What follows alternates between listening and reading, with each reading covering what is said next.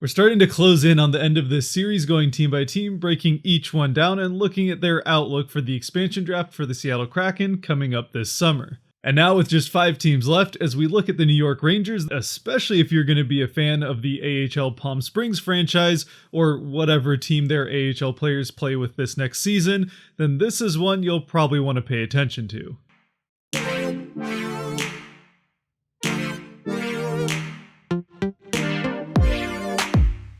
If for some reason you find yourself enjoying this video and you like to do that kind of thing and haven't already, the subscribe button down there can probably help you out. After being swept out of the play-in round by the Hurricanes in last year's playoff bubble, the Rangers once again failed to make the playoffs. But this is still definitely a young, exciting team that very much has the potential to have a bright future ahead of it. It's a team who certainly has its fair share of talented players, many of whom are on the younger end, and there are more of them than the Rangers would be able to protect in the expansion draft, which is usually the combination of things that would have Seattle Kraken fans very excited for who they could be getting from this team. Unfortunately for Seattle though, the Rangers don't have to protect all of the guys that they don't want to lose, as they have one of the longest exempt lists of any team in the NHL, which includes some already contributing players like Alexei Lafreniere, Kaapo Kakko, Adam Fox, and Zach Jones. So with that in mind, as we start getting to the protection list, it does mean they're more than capable of protecting most of the guys that they wouldn't want to see leave.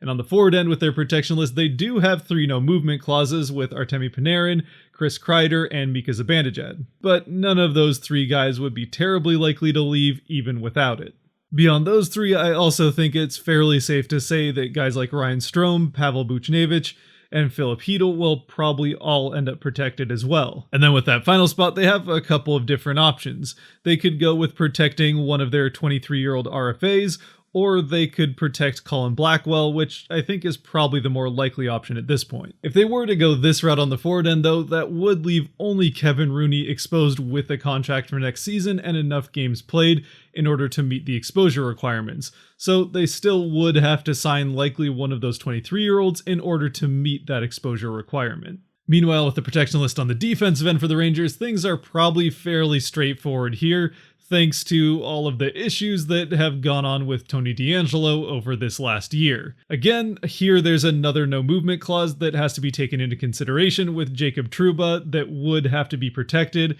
but he probably would be protected even without it, though there is a conversation to be had about whether or not he's worth the contract that has him earning $8 million per year through 2026. And then with those final 2 slots, again, assuming the Rangers are going forward with trying to move on from DeAngelo, they probably end up going to the 2 youngsters in Ryan Lindgren and Libor Hajek. And in goal, I can't think of any reason that Alexander Georgiev wouldn't be the protected goaltender. Now again, DeAngelo would probably be on this defensive end protection list if it wasn't for everything that's gone on with him off of the ice, especially in this last season where he ended up getting waived by the Rangers after a post-game fight with starting goaltender Alexander Georgiev. With his continued off of the ice issues and his on-ice production slipping after he cleared waivers, then Rangers GM Jeff Gordon said that he would never play for the team again and they would look to either buy him out or try to trade him. Of course, Gorton was fired later on in the same season, so who knows if a new Rangers front office has a different opinion on DeAngelo. But getting in a fight with your starting goaltender also tends to not go particularly well in the locker room, so I have a hard time seeing the Rangers wanting too desperately to keep him around. So again, now as we start looking at some of the players that this would leave available for the Kraken to select from, this does not leave a whole lot of NHL experience available to the Kraken to pick from, but it does leave, once again, quite a number of younger, more prospect-level players that the Kraken can take and probably develop in the AHL for a year or 2 before they make it to Seattle, or at least potentially make it anyway. And maybe the most likely of those young soon-to-be RFAs to potentially end up in Seattle would be former first-round pick Julien Gauthier. Selected 21st overall in the 2016 draft, the now 23-year-old has played in 47 NHL games, 30 of those coming in this last season. In that time, he has scored 11 points on 2 goals and 9 assists, with 8 of those points, both the goals and 6 of the assists, coming in this 2021 season. So certainly not terribly impressive points production from Gauthier, again even with this last season having been his best with just 8 points in 30 games. And even when it comes to his possession stats, there's not much that looks that impressive here either, especially with his career Corsi for percentage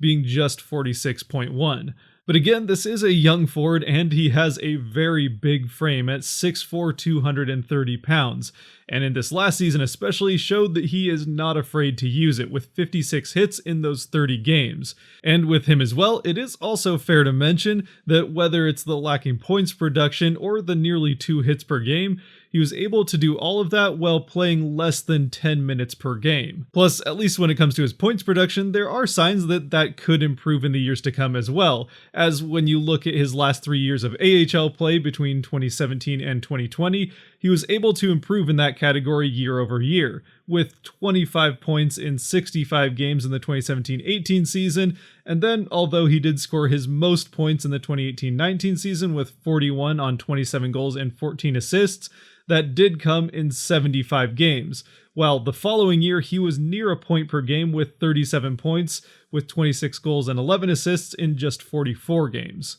So especially if he is able to carry over some of that improvement he's shown at the AHL level to the NHL, or just continue it in the AHL if that is where he were to end up with, say, the Kraken for example, then he certainly could develop into a strong two-way type of forward that can score on one end and lay some big hits on the other. But if Seattle were looking for a guy with maybe a little bit more when it comes to NHL experience, but is still on the younger end, or maybe they want somebody with a little bit more experience at, say, the center position, then Brett Howden could fill that role. Another former first-round pick who actually was taken just 6 picks after Gauthier in that same 2016 draft at 27th overall, the 23-year-old Howden has now already played in 178 NHL games, in that time having 49 points on 16 goals and 33 assists. So again, not terribly impressive points production, and has taken a couple of steps back in each of the last 2 years, having started his career with 23 points in 66 games in the 18-19 season,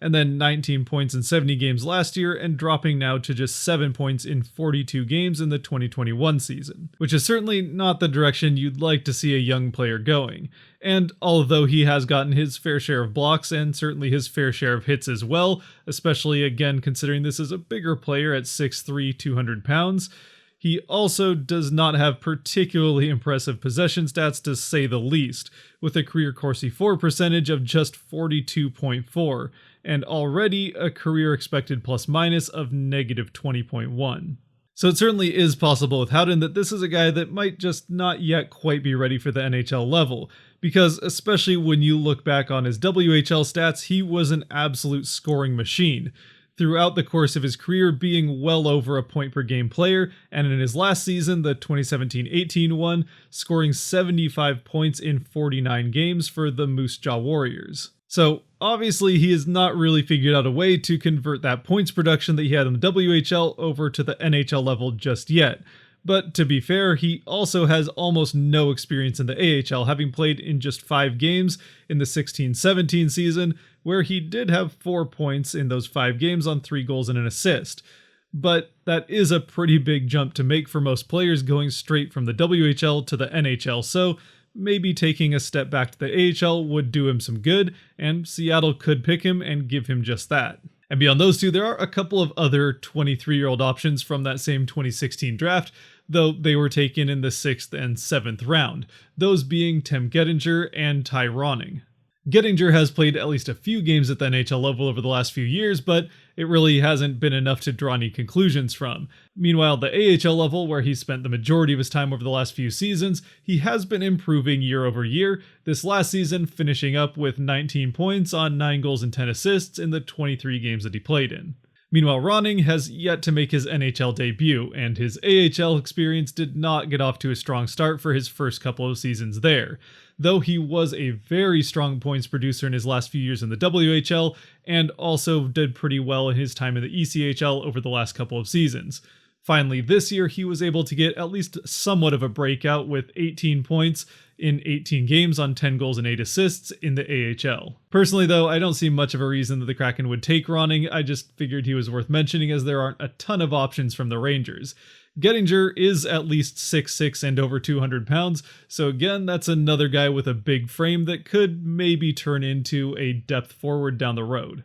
But even still, I think it's fairly safe to say that either Howden or Gauthier would definitely be better options for Seattle to take, and honestly, even Kevin Rooney, who is the one guy that fits the exposure requirement with a contract for next season, is also somebody that would probably serve a little bit better of an NHL-ready player. But as he's already 28 and also has struggled to put up points at the NHL level, I don't see much reason other than already having a contract that the Kraken would go with him over one of the younger guys with a potentially brighter future. As far as available players on the defensive end from the Rangers go, honestly, there isn't a whole lot here. Probably the only option, and I'm not going to say it's a good option, would be DeAngelo. Again, there's a whole host of reasons and red flags that the Kraken may also steer clear of him in the expansion draft,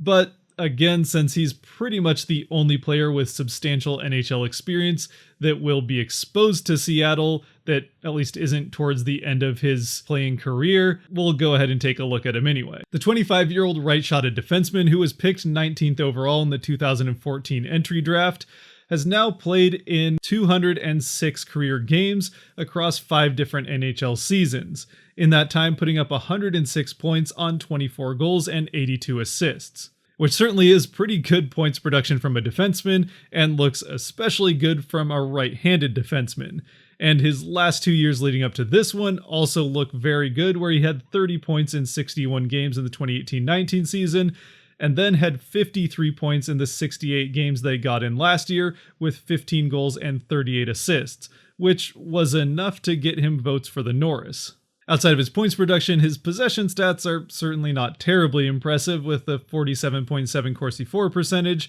and a negative 1.9 expected plus minus, but it's probably nothing too terrible there, even if he is a little bit better on the offensive end than the defensive end. He certainly isn't one of the bigger defensemen in the league at 5'11", so it's probably no surprise that he doesn't have a terribly big physical aspect to his game. I mean, at least on the ice anyway. Apparently it's a different story when he gets into his own locker room and in front of his goaltender, but again, that's a separate issue. So this is very much an offensive first type of defenseman, but again, a right-handed defenseman with decent offensive output is something that every team is looking for. So who knows, going with the assumption that he is exposed, maybe the Kraken get a hold of him during that period of time where they can talk to available players before they make their selections, and they're at least convinced enough that they can get his maturity turned around so that they can get his on-ice product, because what he can offer on the ice is probably something they'll be looking for.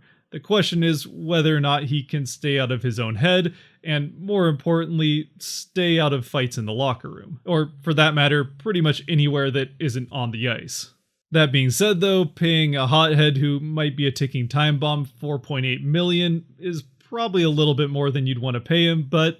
again, if you can get the maturity thing figured out, he's certainly worth it. Really, again, the only other option I could maybe see on the defensive end if a new front office decides to give DeAngelo a second chance for some reason, or they protect another guy entirely, would be Libor Hajek. This is definitely, again, more of a prospect pick. He doesn't have a terribly huge amount of NHL experience, and that which he does have has not produced a whole lot as far as points production or really terribly good possession stats either. So this is probably a guy that would start his career in the AHL, at least for Seattle anyway, if he were to get selected. So then, once again, ultimately, when it comes to the New York Rangers, the guy that the Kraken ultimately end up getting from this team is probably going to start his career with Seattle in the AHL, wherever that is for the first season while the Palm Springs Arena gets built. There really just aren't that many options as far as NHL-ready players or even NHL-experienced players are concerned. So Seattle would be best suited to probably go for one of these RFA type of players.